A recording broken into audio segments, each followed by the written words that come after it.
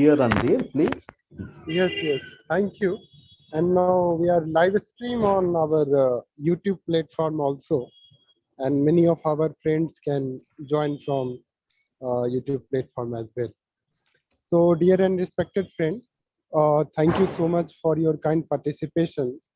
And I, Randhir Kumar Gautam, first of all, I wish you a very happy Deepavali, and we welcome you uh, in our today's dialogue on the very topic philosophy and the calling of planetary Lokasamgraha, walking and mediating with Fred Dallmayr. As you know, Fred Dallmayr is a great thinker, eminent political scientist.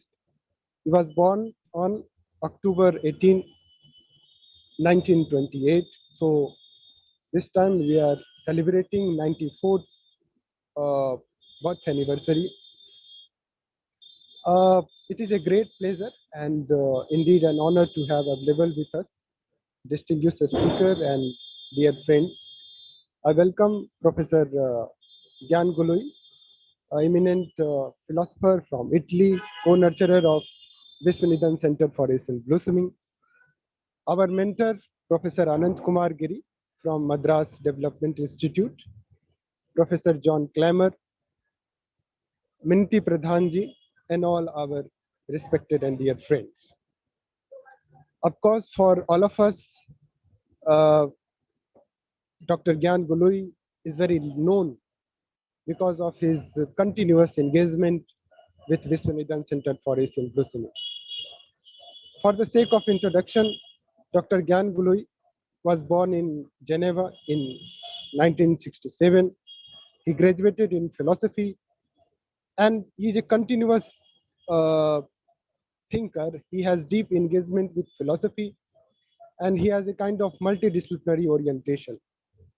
He did his PhD in philosophy from University of Pisa in 1998, and his research interest includes ontology, ancient philosophy, economic ethics, human rights, and he has very deep connection with the work of Amrit Sen. Uh, and he has written many papers published in different journals as well. So today it is a very important day to discuss the great soul and a deep thinker.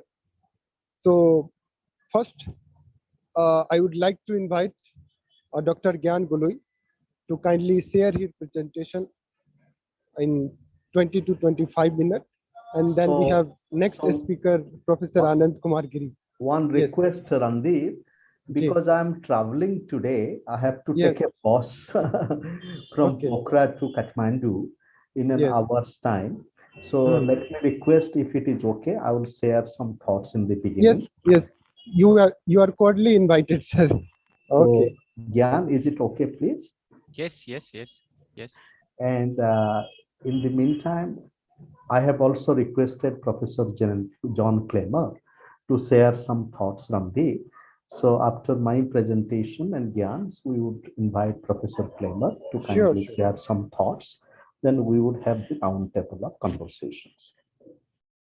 So dear friends, dear and respected friends, a happy Diwali, the greetings of the light from the mountains here of Nepal and the gift of the snow from the Himalayas. So today we are here to walk and meditate with Fred Dallmayr, a deep thinker and seeker of our times. The theme is philosophy and the calling of planetary Lokasamgraha. Lokasamgraha is a theme that appears in Bhagavad Gita, and it is usually translated as well-being of people, but it also means gathering of people. And it invites us to realize that only when we gather together, the well-being of the people is linked to gathering of people. But Lokasamgraha, unlike the notion of public sphere in modernity, Lokasamgraha is not just an act in the public. as the gathering of people happens in the public, but Lokasamgraha also involves cultivation of self or Atman. Therefore, the idea of Lokasamgraha is already linked with the vision and practice of Atma Sangraha. And as we know from Bhagavad Gita, that Sangraha gathering has a component of knowledge, jnana. It also has a component of action, karma, and also bhakti, devotion. Therefore, to understand Lokasamgraha, as it involves gathering of people and gathering of soul, we also have to realize that the Sangraha happens with these three yoga coming together, Jnana Yoga, the yoga of knowledge, Jnana Karma Yoga, yoga of action, and Bhakti Yoga, the yoga of devotion, which is also, Bhakti also in Gita means Shraddha, which is love and respect. And this Shraddha is not just blind devotion or Andhra Shraddha, it is really a Shraddha which emerges with knowledge. It is Jnana Shraddha. So Shraddha, therefore in Bhagavad Gita it is written, Shraddhavan labhate jnanam tatpara sanjatendriya. Jnanam labdhva parang santi achirena adhigachanti. It means Shraddhavan labhate jnanam. One who has Shraddha attains knowledge. But this attaining knowledge is also the practice of knowing. Therefore, what we call as epistemology, or epistemology is not just a procedural activity, it also involves preparing ourselves as Shraddhavan, as animated by love and respect. So, with this prelude, we can understand the work of Fred Dallmayr in this way. Dallmayr, like many thinkers, has his own dialogue also with Bhagavad Gita, because he has also written about Advaita Vedanta, the important stream of Vedanta, and Indian philosophers who have engaged with Vedanta, and other important Indian philosophers like Daya Krishna, Ramachandra Gandhi, Raimunda Panikkar, and also R. Sundara Rajan, a very creative philosopher for times. So philosophy as and the culling of planetary Lokasamgraha invites us to realize that what kind of philosophical practice or vision of philosophy or way of philosophy that we are engaged in that would contribute, for example, gathering of people and gathering of soul and gathering of knowledge. Because we know that philosophical tradition, for example, the idea of philosophy for many philosophers, and especially many Western philosophers, they limit philosophy only to Western philosophy. Therefore, they would very happily say that philosophy is a footnote, say from Plato to Plato. And then you could add from footnote to Plato to Derrida or Habermas. But that kind of philosophy as only Western philosophy or Euro-American philosophy is not helpful for planetary Lokasamgraha. Though from the beginning, philosophy has been engaged with planetary conversations. We know, for example, 6,000 years ago, even 8,000 years ago, with the beginning of the axial age civilization, what Karl Jaspers writes about, the kind of crossroads of philosophical dialogue that happened, for example, between Greek philosophy and Indian philosophy. So therefore, philosophy already was part of a border crossing conversation. Some of the ideas of Plato, I think our dear friend Gyan has done a lot of very important study on that. Kathopanishad, the image of the chariot, for example, in Kathopanishad, and the image of the chariot in Plato. So therefore, philosophy already has been part of varieties of border crossing conversations. So philosophy and the calling of planetary Lokasamgraha invites us to be engaged with philosophies wherever we are from, our own philosophical traditions, and then the dialogue among traditions, philosophical traditions. And knowledge here also, Our epistemologies are just limited to one tradition, whether it is modern Western tradition. In modern Western tradition, there is a primacy of the epistemic, which excludes the ontological. But in the Indian tradition, the epistemic and the ontological goes together. With Fred Dallmayr has been simultaneously engaged with the epistemic challenge of modernity, of philosophy, of knowledge, including the whole dimension of analytical rigor. His early work was engaged with some of these questions of language and politics. But from the beginning, Fred Dallmayr has been really exploring the limits of philosophy. For example, limits of philosophy in terms of analytic philosophy.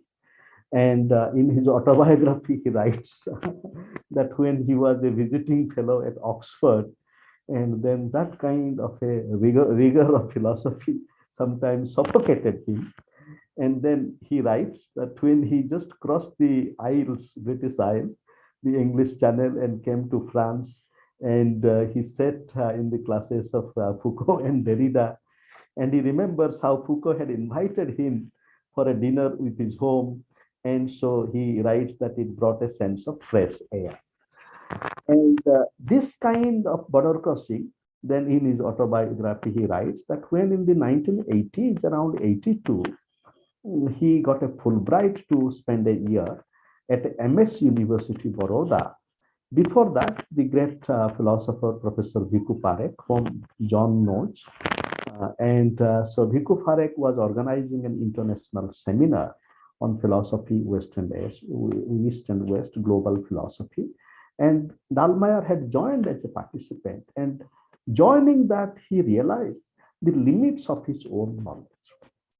Therefore, when he got a Fulbright, he spent a year in Baroda, MS University, Baroda, and he writes that how he devoted this time to enter inside Indian philosophy. He also learned a little bit of Sanskrit, and then along with G.N. Devi, Ganesh Devi, the great scholar of literature and language, and together they edited a book on Indian tradition and modernity, in which they brought the thoughts of Gandhi, Sri Aurobindo, and the makers of Indian philosophy and modern thought. So, therefore, Fred Dallmayr's journey has been really in terms of walking and meditating with the world, different part of the world, as he come to India. And in India, he's not just limited to the academic setting. And he, for example, has worked with the Barkari movement in Maharashtra and in the northeast of India when he comes to Ceylon. Therefore, he has been really a working philosopher, a philosopher who learns with people. And that is a very deep way of being with the world. When we talk about being with the world, and we also see that in Fred Dallmayr, that kind of a search has brought him to traditions outside the Euro-American world. For example, Indian traditions, also Chinese traditions. He has co-edited a very important book on Chinese political theory. He has also dialogued with Latin American philosophical and liberation traditions, for example, liberation theology and philosophers like Enrique Dussel. But in terms of religion and spiritual space also, he has engaged himself with the liberatory movements from all contemporary religious traditions. For example, he has written on engaged Buddhism from Asia, namely Thailand. One of his books he has dedicated to Sulak Sivarakya, and John has written a paper on Sulak Sivarakya, and also to others, to a human rights activist from Malaysia. I'm just remembering his name. And so therefore, his philosophy has been really a philosophy engaged with the world, which can be called as planetary conversations and realizations. With Latin American philosophy, he brings the question of liberation, but also liberative social imagination. So therefore, it has been, and his has been an unending journey. For example, at the age of 94, when on October 18, I wrote to him from here, so from Nepal, and he wrote to me And I have shared his letter with friends, including John, Minati, and Randhir, and in which he writes that he has just completed a book called Truth and Politics. And what are the elements that are discussed in this book? Let me share a note about this book. It is written, oppositions found in nearly every element of society readily give way to antagonism and hostility and ultimately to war and destruction. Both historically and analytically, this condition can be traced to an outlook called the modern paradigm, launched by Descartes' cogito ergo sum. The paradigm shift explored in this study is proposed on three levels. That means in his latest book, 2002 book, Truth and Politics, Faith, Society, and Ecology. On the faith, human divine level, Dallmayr suggests a shift where faith and world are seen in symbiosis rather than set against each other in the dualism that modernity has caused. On the societal interhuman relations level, he suggests a shift that would repair modernity's trend of sundering individuals from any communal background, which has caused people to increasingly act solely in their own interest. On the ecology, man-nature relations level, Dallmayr explores how nature has responded to human exploitation and constant intervention, underscoring the need for a paradigm shift here as well. Truth and Politics seeks to remedy the underside of modernity and thus to inaugurate a postmodern, not anti-modern, and post-secular, not anti-secular perspective. Of course, we can appreciate that even if Dallmayr uses the term postmodern, but his postmodernity is of a very different kind than the familiar, advocates of postmodernity, because most of these scholars of postmodernity, they come from the Euro-American world. Therefore, it can be looked at as a family quarrel with European modernity. But with Dallmayr and maybe with a few others, postmodernity, the critique of modernity, truly really draws upon multiple sources, multiple traditions of humanity. A few other aspects of Dallmayr's work is that all the important contemporary philosophical streams, for example, hermeneutics. Now, Dallmayr has engaged himself very fruitfully about it. And we know Paul Ricoeur's work, hermeneutics of suspicion and hermeneutics of recovery. And then, Charles Taylor and Paul Ricoeur. So this is one stream. Then also pragmatism and deconstruction with Derrida. He has written on Derrida. So therefore, all the important philosophical movements he has engaged with. And also important philosophical movements from many parts of the world. So therefore, to provisionally conclude, I present this thought from Dallmayr, who says that purely in the Greek sense does not really refer to the interested activity, where interest refers to the existing logic of power and interest, but it really refers to a disinterested pursuit of truth. And that disinterested pursuit of truth, that sense of bracketing, and here we can relate it to Husserl, and Dallmayr also has kind of engaged with the phenomenological tradition in very creative ways, that we bracket our self-interest. Therefore, that kind of bracketing, and if we read to the notion of action, that in Bhagavad Gita, what is that action? That action we do, but without waiting for the fruit of action. In a way, that becomes a unconditional quest for truth and unconditional love for being together. So therefore, we work and meditate with Dallmayr, and at his 94. And I just got a message from another great contemporary philosopher, who is Professor Purushottam Bilmoria, who is a student of another great philosopher of our world. His name is J.N. Mohanty. And J.N. Mohanty and Dallmayr are also friends. And I just got a letter from Purushottam Bilmoria, and he wrote to me that how he, on his way back, he visited Professor J.N. Mohanty. And he spent 2 days there, and he writes to me that even at the age of 94, he's so inspiringly active in that sense. So it is that life of the mind. And I should not forget to say that as Dallmayr has engaged with many important seekers from other traditions, but his own tradition, whether it is Plato, Aristotle, but in modern philosophy, he has also a very important book on Hegel, and he has a very important book on Heidegger. He has written on Hegel, Heidegger, his own contemporary philosopher, Habermas. He has engaged with them so respectfully. So, in fact, Dallmayr, instead of building a system, he has been really a Bhasyakar. He has read philosophers with so much of generosity and depth.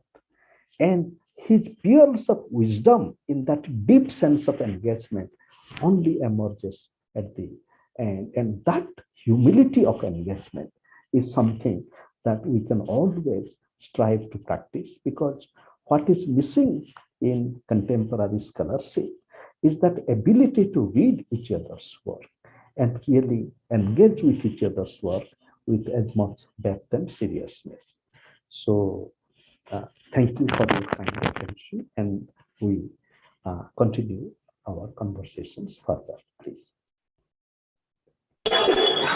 Thank you so much, Professor Giri, as always, very deep in presentation. And you really beautifully articulated the kind of philosophy and the kind of farsightedness, a farsighted approach that Professor Dallmayr has.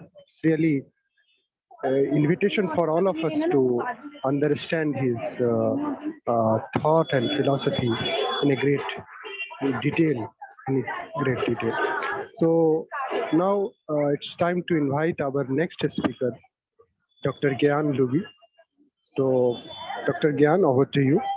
Please share your thought.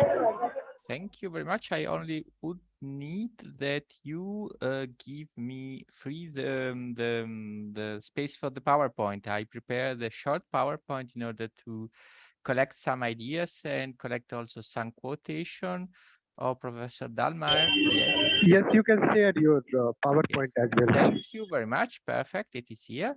So well, I will speak more or less 20 minutes. So I concentrated on a subject of Professor Dallmayr. I hope you can hear me well. Can you hear me well?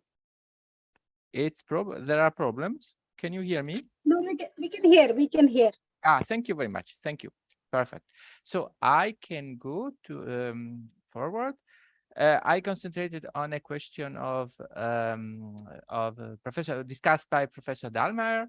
It is the concept of rights and the discussion of the existence or not of in common human rights or on the relativity of rights. And I will concentrate in this occasion my exposition, this subject, which anyway has really very, very many points which can be discussed, which is a further discussion. The article, the work of Professor Dallmayr on which I am basing is Asian Values and Global Human Rights, which was published in Philosophy East and West, volume 52 in April 2002. And I would like to begin with a quotation of Professor Dallmayr, which in my opinion is very, very impressive. He says in the article, just in the opening of the article, human rights today has become a global agenda. While previously functioning as part of a broader political ideology, say progressive liberalism, human rights in our time operates as an autonomous ideology or global program, equipped with its advocates and missionaries and also its detractors. As history teaches, the status of missionaries is always ambivalent because one can distinguish between the quality of the message and the role of the messenger. While the message may be intrinsically sound, the modus operandi of the messenger may be suspect or obnoxious. So we have here already some points which deserve attention. This discussion regards human rights today, and there is a difference between message and messenger. That is, Professor Dallmayr points out the message can be good, but the messenger not. And this is a problem regarding the intentions, the true authentic intention of the messenger when he deals with the message of common human rights, fundamental human rights. Of course, he points out that human rights are good news for the downtrodden, for the person who are in the worst condition in the world. Rights are an instrument of defense for the weak. At least they can be so, but there is an aspect which can be very negative. That is, rights can be a form of weapon for the powerful. Rights connected to citizenship, for instance, can become a weapon against foreigners in a country, or rights, human rights can be a form of colonialism, of neo-colonialism of the Western countries towards the countries which do not belong to the West. So he points out these, and he points out the following observation. He says, generally speaking, rights claims should always give rise to questions like the following: whose rights or liberty as asserted? Against whom and in what concrete context? Do rights claims advance the cause of justice, equity, and human well-being? Or are they obstacles on this road? Basically, these questions boil down to the simple query: are rights rightly claimed, or what is the rightness of rights? A query that is etymologically inscribed in the connection between jus and justitia, and in the subjective and objective senses of the German right. And so we can see Professor Dallmayr points out that rights can be contextual, that is, they can be relative to a context of a civilization, for instance, towards other civilizations which have not this conception of rights. This aspect does not necessarily vitiate the university of rights, but it is a problem. It can be a problem, it can become a problem, dependently on how rights are used. Rights can be an instrument, for instance, of Western hegemony. And for instance, there can be a contrast between the supposed universality of human rights pleaded for by the Western countries, and on the one hand, and Asian values on the other hand. Rights have a foundational status, but they can also be fictions. They can be considered as fictions. And of course, it has to be discussed which connection human rights have to human nature, for instance, how they are founded. These rights can be connected to human nature, to human reason, to spirit, to spirituality. That is, the human rights can find, depending on the authors, for instance, which is dealing with them, different foundations, different ways of foundation, different connection to supreme instances, for instance, a different way of foundations. And of course, there are difficulties related to in order to define the nature of rights. And Professor Dallmayr points out, in my opinion, something which is very interesting. He says, to anchor rights more securely, many prominent thinkers, especially in the West, have attempted to ground them alternatively in human nature, in human reason, or in divinely sanctioned spirit or spirituality. Despite their captivating universal zeal, all these attempts are unfortunately marred by drawbacks. If the first option is chosen, one can legitimately ask how nature, as a causal nexus, can function as the source of moral or legal titles. In the philosophy of Thomas Hobbes, nature was depicted as granting to human a right to everything, which in the end turned out to be a right to nothing. If the accent is placed on unaided human reason, rights can quickly deteriorate into discriminatory weapons of exclusion against the irrational, the barbarians, not to speak of brute nature. If finally the focus is shifted to a divinely created spirit of spirituality, the question can hardly be suppressed whether God, as omnipotent creator, cannot also omnipotently withdraw or cancel the benefit of rights, for example, on account of guilt or evil doing. No doubt, All these drawbacks can be subject to further cross-questioning, and much philosophical labor has been devoted to these issues, but without resulting in the secure establishment of a justificatory solution. Excuse me. So we can see in his discussion, Professor Dallmayr goes forward and searches, for instance, different ways of foundation of human rights, and he analyzes, for instance, a position which, in my opinion, is very interesting, the position of Ellen Gewirth. Ellen Gewirth presented as foundations of human rights as foundations of agency. That is, in order to have human agency, human rights should exist. Human rights should exist in order that human agency can exist. And Professor Gewirth spoke about this point in his volume, for instance, in his volume, in articles, of course, also, but in the main work for this conception is Human Rights, Essays on Justification and Application, which was published in 1982. And we can find these arguments at the very beginning of the book.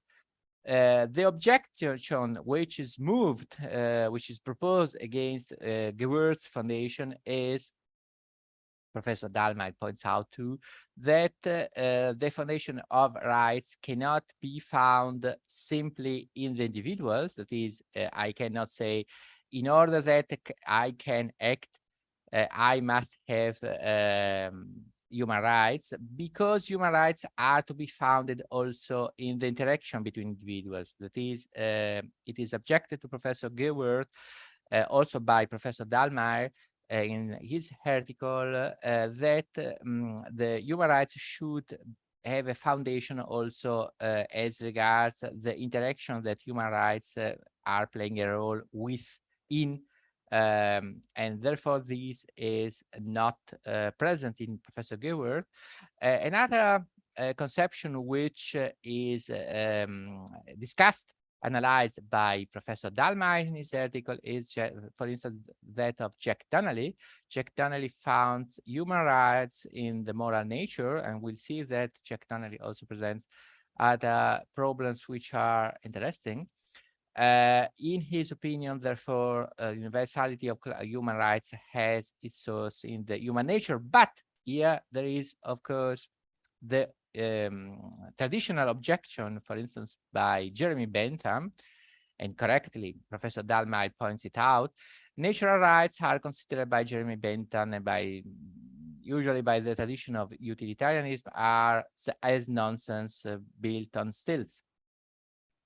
The claims of knowledge of human nature are, moreover, considered as being implausible. Another position which is analyzed by Professor Dallmayr in his article is that of Richard Rorty. Rorty renounces to the conception of, the foundation of human rights on human nature, and he considers as hypothesis for the foundation of human rights the cultural constructivism.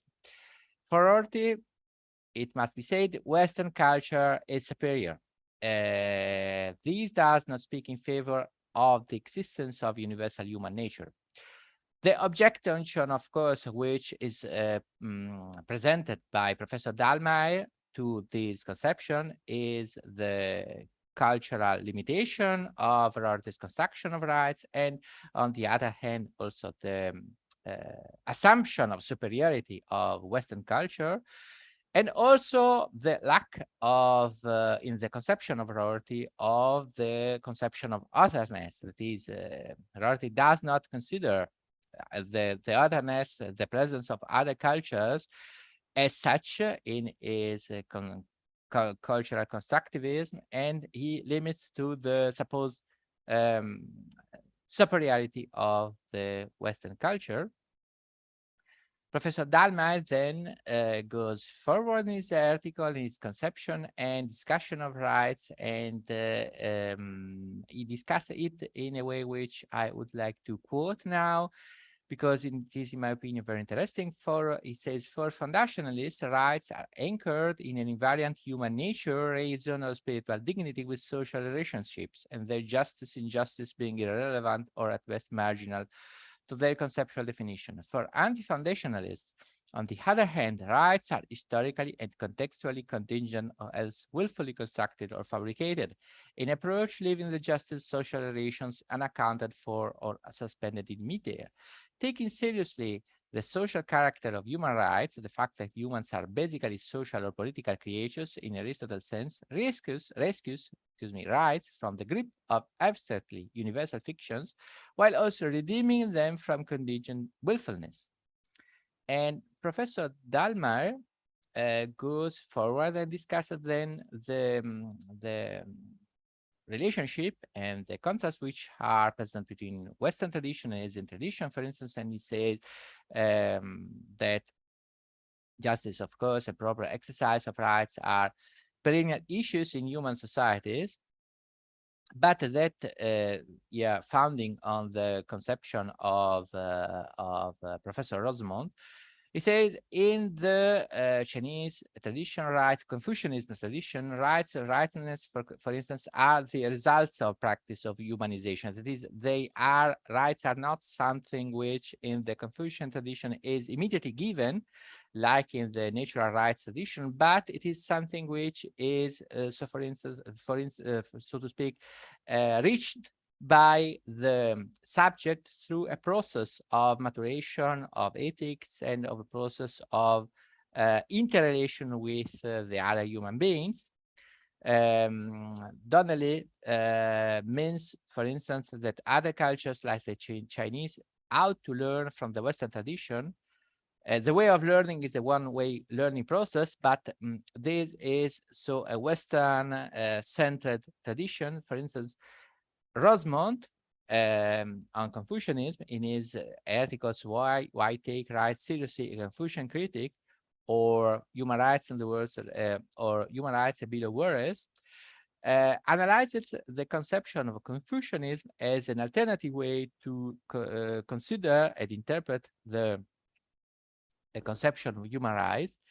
And in contrast to the individualism of Western tradition, as of the naturalism of Western tradition, he points out, Professor Rosemont, I mean, that Confucianism has a great attention for the qualities of persons, refuses the conception of individuals as monads in Western tradition, and points out the importance and the fundamental character of the social relation and interaction,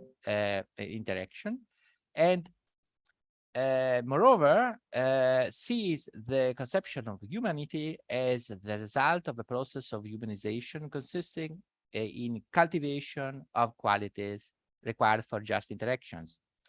And while analyzing this conception of Professor Rosemont, who died in 2017, Professor Dallmayr points out we have here really a different way of interpretation of human rights, and an alternative way of interpretation of human rights, which is completely different, which cannot simply be relegated to something inferior. That is, Confucianism is to be taken into consideration for the foundation and at least for the analysis and discussion of human rights.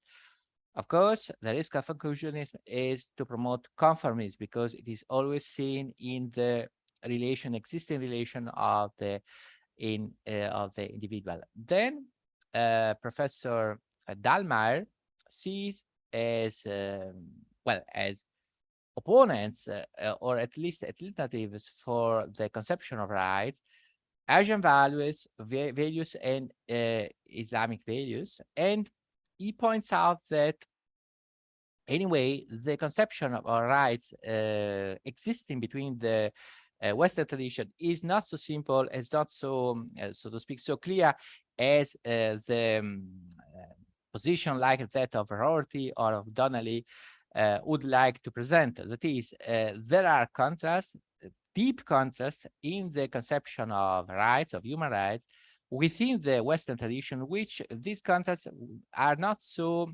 simple to be avoided or to be solved.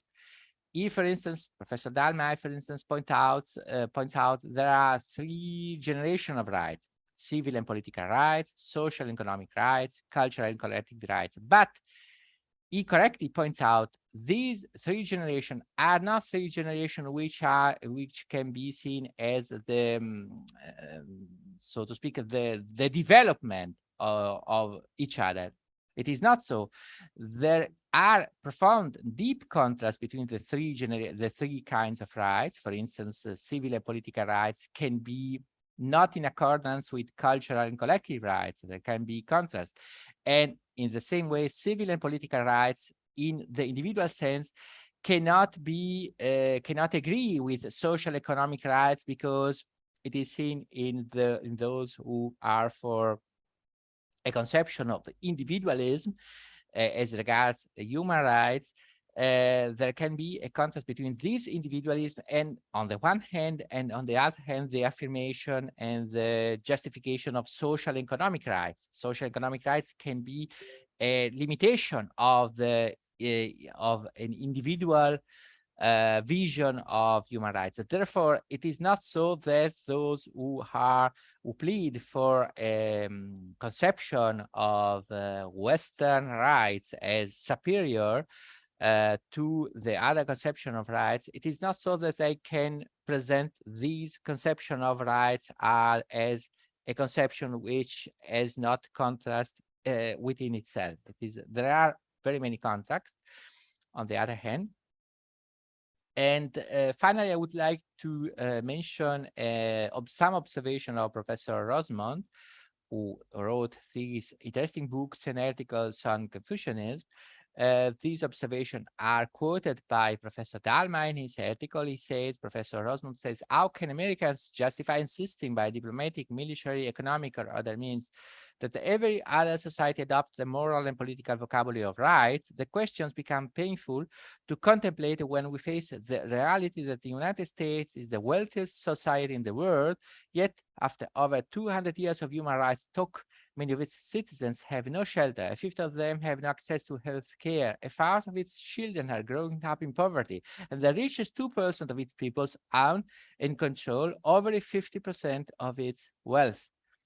And finally, I would like to mention some analysis of Professor Dallmayr regarding the studies. So Professor Kothari and Sethi, he says in his article, in their book, Rethinking Human Rights, Sbitu Kothari and Raj Sethi criticize the preeminence according to legalistic and individualistic conception of rights, a preeminence that hides from view the plight and suffering of the vast majority of humankind, including the majority of people in their native India.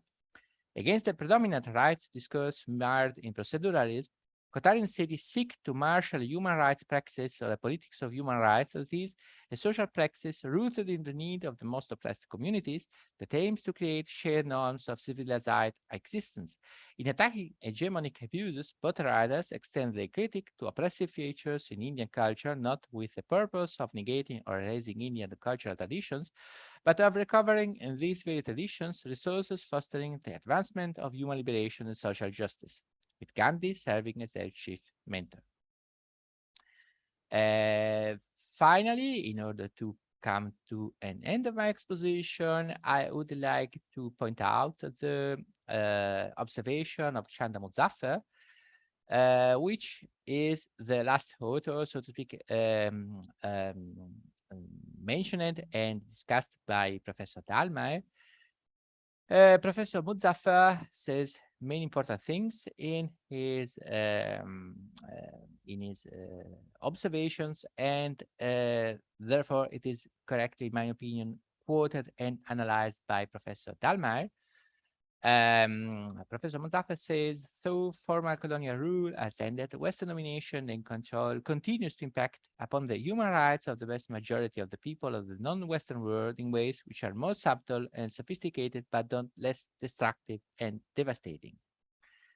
That is, Muzaffar says, on the one hand, people have become skeptical towards a Western conception of rights due to the hegemonic strategies of the Western countries.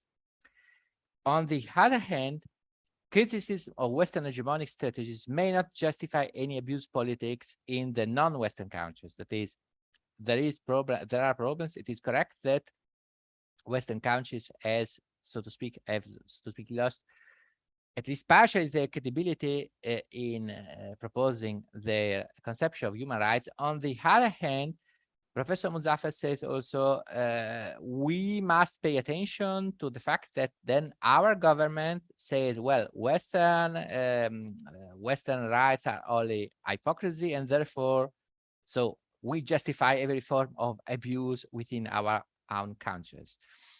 And it says, for instance, some Asian governments have chosen to focus solely upon the adverse consequences of crass individualism upon the moral fabric of Western societies. But it is not just the moral crisis of Western society that we lament. We are no less sensitive to the moral decadence within our own societies, especially within our elite strata. If we adhere to a universal spiritual and moral ethic that applies to all human beings, we should not hesitate to condemn the suppression of human rights and the oppression of dissident groups that occur from time to time in a number of our countries. Our commitment to spiritual and moral values drawn from our religions should never serve as camouflage for authoritarian elites who seek to shield their sin from scrutiny. In order to conclude, then, which is the concrete proposal of Professor Dallmayr, he does not adopt a particular way of interpretation of human rights.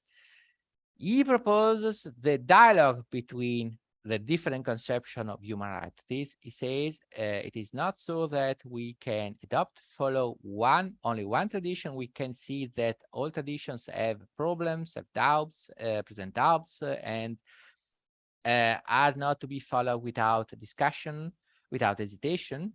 The solution, a partial solution, can be in the dialogues between the different conception of human rights which have been elaborated and proposed in the different editions. And he concludes these articles in this way: such a thinking of refiguration treats universality not as a favorable plea, but rather as a hope or yearning. Above all, it deprives any given culture, especially Western culture, of pretension to monopolize universal truth, placing its truth instead in the difficult process of interactive dialogue, potentially enlisting participants around the globe. Given the diversity of cultural perspective of clusters, this dialogue is often going to be agonal or conflictual.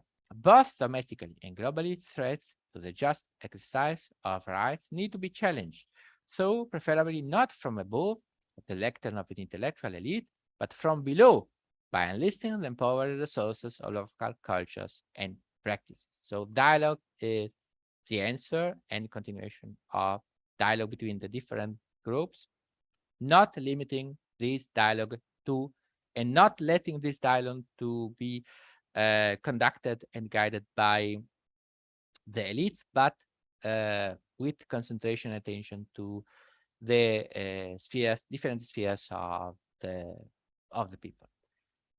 So I can conclude, and I thank you very much for your invitation. Thank you very much.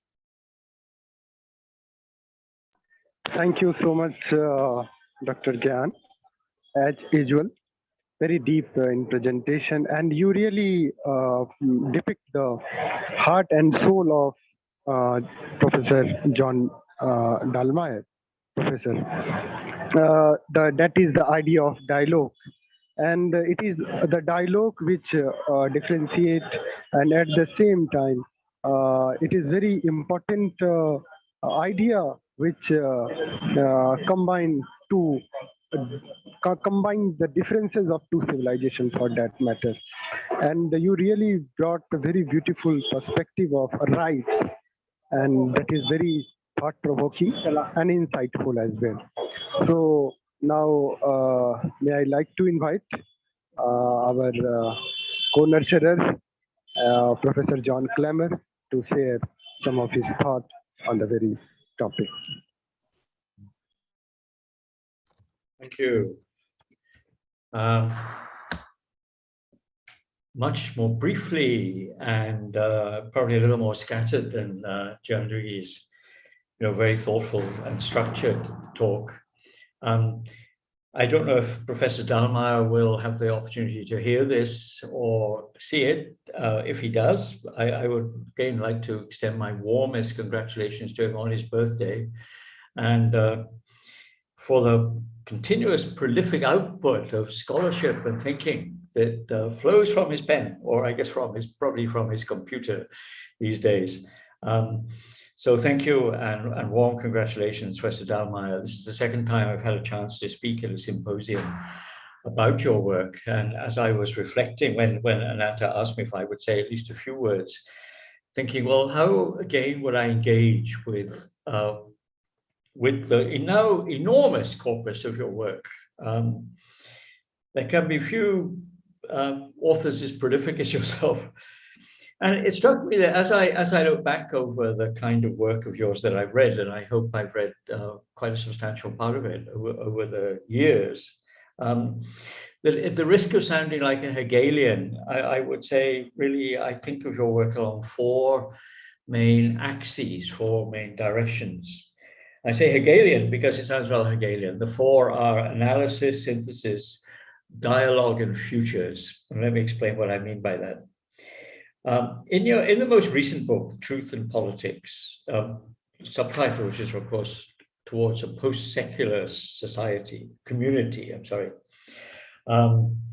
seems to be two extremely important issues are raised. One of those is, of course, absolutely foundational, and it again would relate in a slightly indirect way to, I think, this discourse of rights that Gianluigi has just spoken about, notably the notion of truth.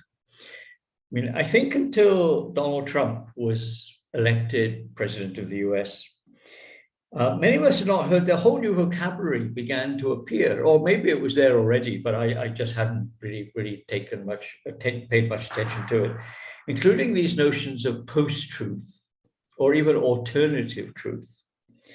And it's a little difficult to imagine what the concept of post-truth would mean unless you meant this in some kind of absolutely transcendental sense. You know, there being some level of not of falsity, but of truth beyond the kind of, you know, inherent limitations of human grasp of reality. I don't think that's what Fred Dallmayr means. Of course, he's referring really to the retreat of ideas of truth, particularly in the realm of politics itself, in the realm of human politics. This seems to be an absolutely critical question. It's interesting that not only did Donald Trump push the idea of a kind of alternative truth, and I think still considers that, you know, a legitimate strategy, at least to protect himself and his interests. But as we look around the world, I mean, we see political chaos everywhere. I mean, many of us have probably been following the news from the UK in the last just 2 or 3 days. You know, the fall of the shortest ever period of, I would say, rule. It's not exactly rule, of course, in office. I think of it, any British Prime Minister, except I think there might have been someone in the 19th century who didn't last even quite as long as the outgoing PM. And perhaps tomorrow there will be a notification of who is going to take on this rather unfortunate job. But it's quite clear that an awful lot of politics has become economics. It's become strategizing for interests that do not necessarily meet the real interests of the people that politics is supposed to serve. Politics itself, in other words, becoming a kind of self-referential phenomenon, as opposed to something which should be like its sister discipline, economics, devoted essentially to the enhancement of human well-being. So the notion of truth, I think, is embodied in Fred Dallmayr's latest book. The other notion, of course, is this idea, very, very intriguing idea of a post-secular community. And what that might mean if we really begin to unpack it. Because again, I can see that argument running in a number of directions. I mean, I remember as a graduate student taking a seminar with a very distinguished sociologist of religion, in which one of the arguments that he was promoting, of course, was indeed the theory of secularization. You know, the classic idea that religion, certainly in all its traditional forms, was retreating, and it was being replaced by, I suppose, what we would call science. Obviously, empirically, I don't think very many people would now want to grasp, would want to subscribe to that theory anymore. Ever since the appearance of organizations like ISIS, but the various forms of fundamentalism we've seen around the globe and so forth, I think we realize that we're not in a situation anymore, if we ever were, of secularization or secularity.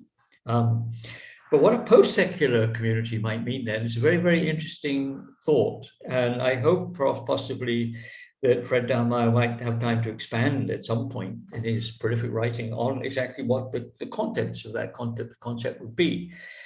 Because one can think of it in a number of ways. I mean, a return to essentially religious formation. And this is not, or indeed the notion that you hear so often, some notion of spirituality in some rather undefined sense, reasserting itself. I like to think of the first of those options rather than the second one. Slavoj Žižek has recently argued, in fact, in one of his books, another prolific writer, that he sees the future of society being in a fresh kind of alliance between religion in a purified sense and the more secular disciplines of politics and economics, suggesting not the disappearance of religion, but its reformulation in a very fresh kind of way that might not, in fact, bear much resemblance to the traditional forms of religion that we've all come to expect, or that we understand by that very term religion. You know, what religion do you belong to? We classically name one of the major traditions and assume that that somehow gives us an identity, whereas I think most of us are aware, if we think about that, it doesn't really. It actually raises more questions than it really answers.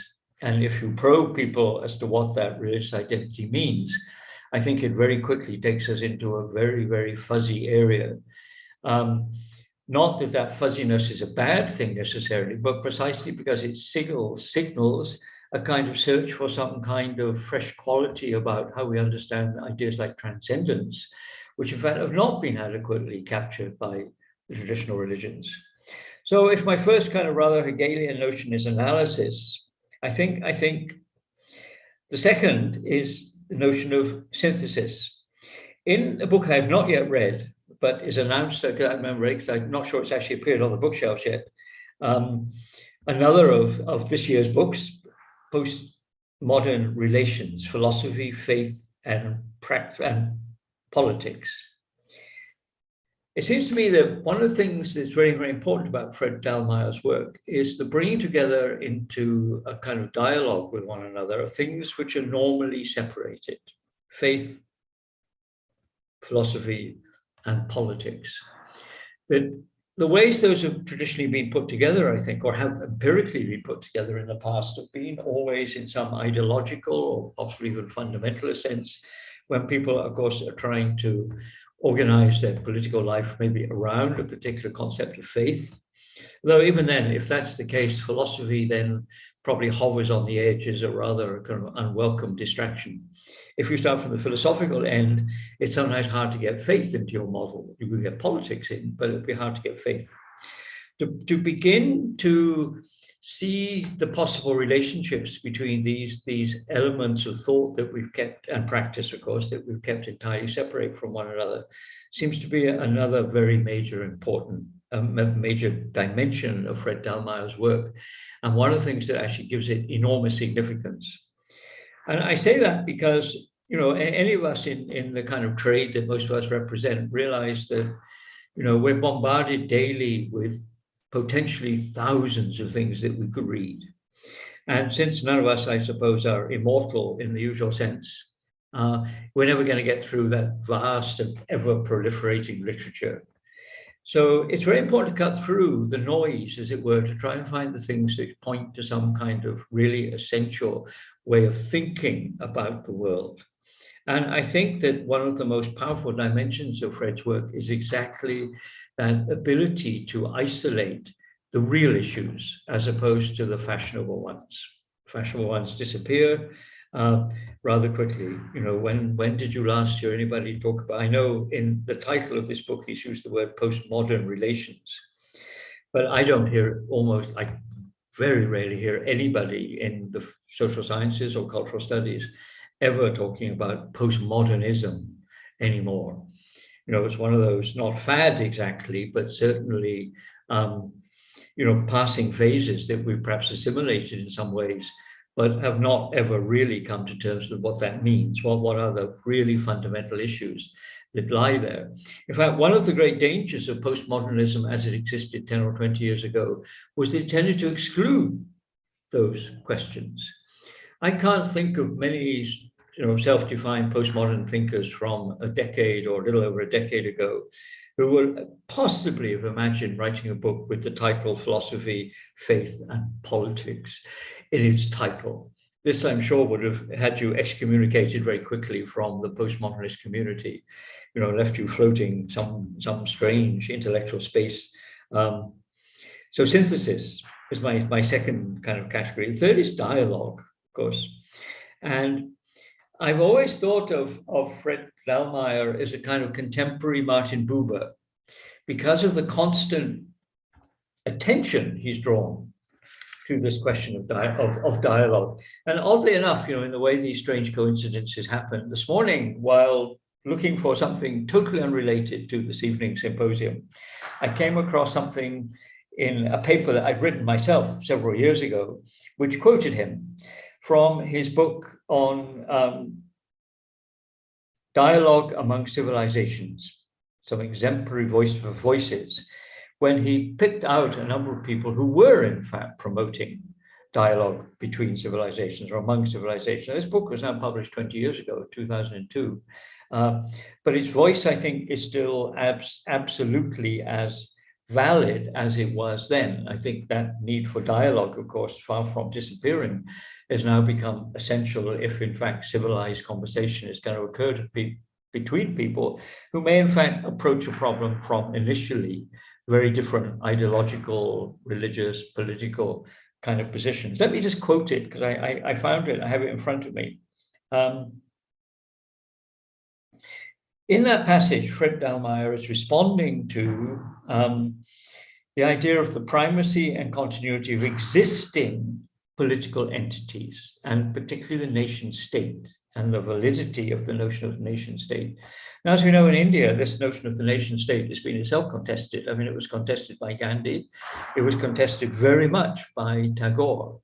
Tagore, even to the extent, of course, at the time when he was writing about this, people thought he was an apologist for colonialism because they could not think of a model outside of the nation state kind of model. But let me quote Fred Trump on this. He says, in responding to that kind of thinking of extremely limited number of political categories that were able to think about the world, he says this. He says, regarding civilizational dialogue, such encounter cannot remain entirely human-centered or polis-centered. Despite the importance of civility and civilized discourse in cities, she puts in inverted commas, the etymological root of the word civilization, a genuine cross-cultural meeting has to take into account the deeper dimensions and resonances of human experience. Differently phrased, it has to make space for certain corollaries or supplements of civilized life. Corollaries that are thematized here in his book under the rubric of nature and the divine, okay? So in that little excerpt from that book, quotation from the book Dialogue Among Civilizations, I think he's pointing to two extremely important ideas. One is, well, or maybe we can talk about going beyond the political, might be a third one, the very comments that he makes here, the nature and the divine. The divine, I think, has always been there in his work. And indeed, these most recent books, right, talking about towards a post-secular community, talking about the relationships between philosophy, faith, and practice, of course, keep at center stage that notion of the divine, or however one would, in specific cases, want to phrase it. We have the question of dialogue. What I also found in that passage, which Fred wrote 20 years ago, was another idea, which of course is now at the forefront of discussion about planetary futures, which is indeed that he draws attention to what today we would call environmentalism or the ecological. The fact that, let me put it again, under the rubrics of nature and the divine. In other words, I think, an adequate model of human society cannot be a purely sociological model. Many sociologists would feel uncomfortable with this idea, that there are at least two other elements that have to be considered if that model is to be complete. And they are the two terms that Fred uses in that passage, notably the divine, which of course is going to upset quite a lot of secular sociologists.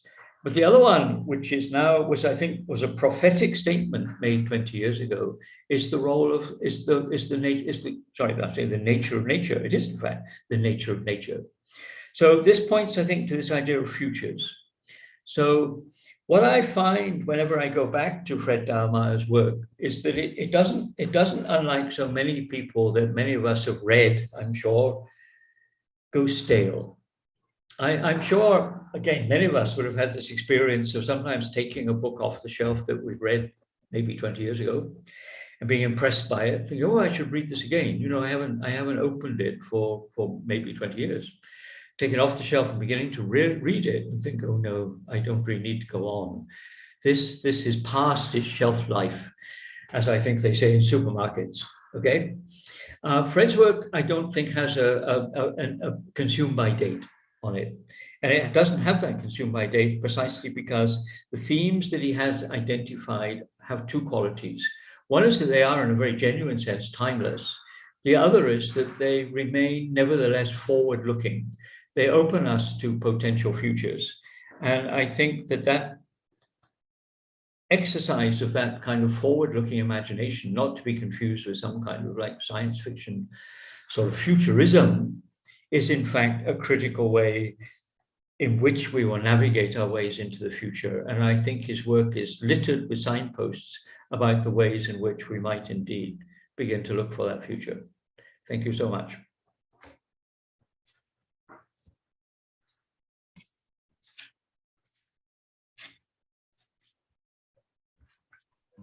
Thank you so much, John Clammer. I think the beautiful point that you made is faith, politics, and philosophy.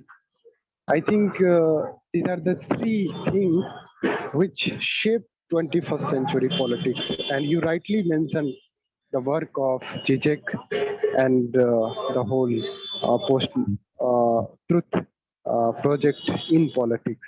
And I think because of many problems lies with a kind of propaganda. We live in a time where propaganda has become the truth, and that in that sense, the whole understanding of Dallmayr can help us for not just for academic environment, but also the kind of what we term it social responsibility of public intellectuals.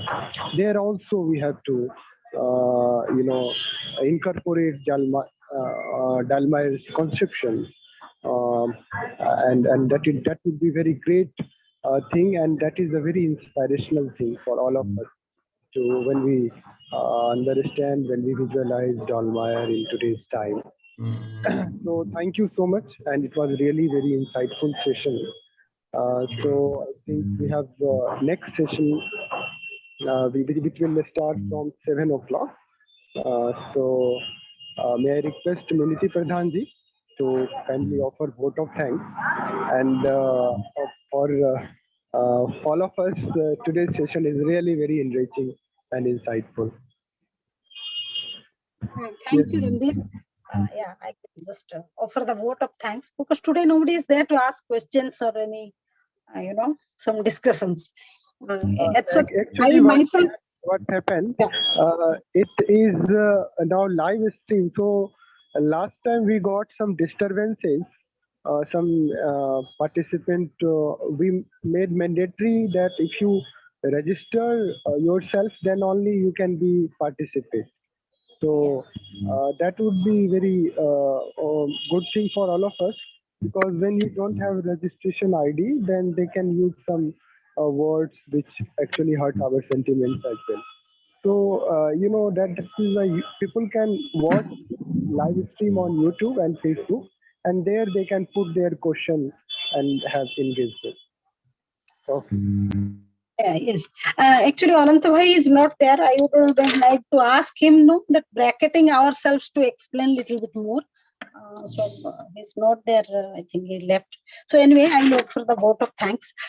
So good evening, everyone.